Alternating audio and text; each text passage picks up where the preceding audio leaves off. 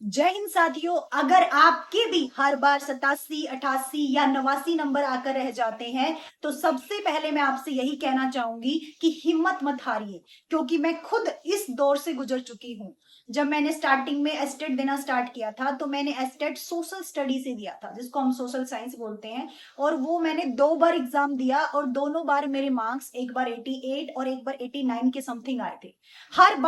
हर बार क्या था, बस 1 या 2 नंबर से रह जाती थी।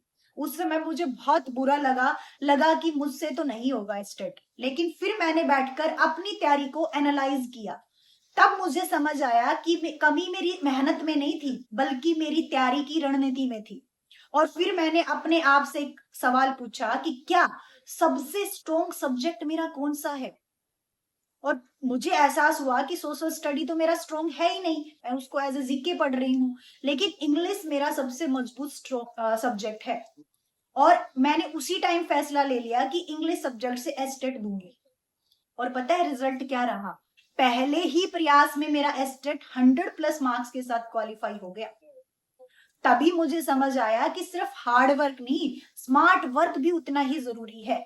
इसलिए अगर आपके भी 87, 88 या 89 नंबर आ रहे हैं तो ये मत सोचिए कि आपका नहीं होगा। बस अपनी तैयारी की रणनीति बदलने की जरूरत है। अब सबसे पहले एस्टेट टीजीटी का जो एग्जाम है उसको समझ लेते हैं कि कितने मार्क्स का होता है। तो ये 150 मार्क्स का आपका पेपर आता है, जिसमें से सीडीपी जो होती है आपकी 30 मार्क्स की रहती है, हिंदी 15 मार्क्स की है, इंग्लिश भी 15 मार्क्स की है, जीके जीके जो 30 की है, जिसमें क्वांट भी आता है आपका, मैथ्स हो गया 10 मार्क्स का, रीजनिंग 10 मार्क्स की, और साथ में हरियाणा जीके 10 मार्क्स, उसको नाम दे दिया जनरल स्टडी का। और सब्जेक्ट जो स्पेसिफिक है वो आपका 60 मार्क्स का होता है। आप टीजीटी का पेपर दे रहे हैं और तो सबसे पहले आप सीडीपी को मजबूत कीजिए। उसके बाद Hindi, English, reasoning, basic math और हरियाणा जीके की सिर्फ रेगुलर प्रैक्टिस कीजिए। लेकिन सबसे ज्यादा फोकस आप अपने सब्जेक्ट पे देंगे, क्योंकि सब्जेक्ट 60 मार्क्स का है। और याद रखिए, यही जो सेक्शन है आपका, सब्जेक्ट ही आपका सिलेक्शन तय करता है।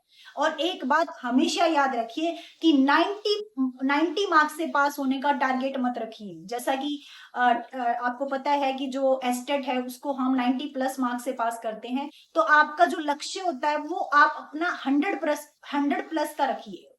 यदि फिर भी आपके पास 10 कम रह गए तो तब भी आपका 90+ आ जाएंगे मार्क्स। तो अगली वीडियो में मैं आपको बताऊंगी कि सीडीपी के लिए बेस्ट बुक कौन सी रहेगी, हिंदी के लिए कौन सी बुक पढ़नी चाहिए, और आप अपनी इंग्लिश की तैयारी कैसे करें, और साथ में रीजनिंग, मैथ्स और हरियाणा जीके को कैसे तैयार करें।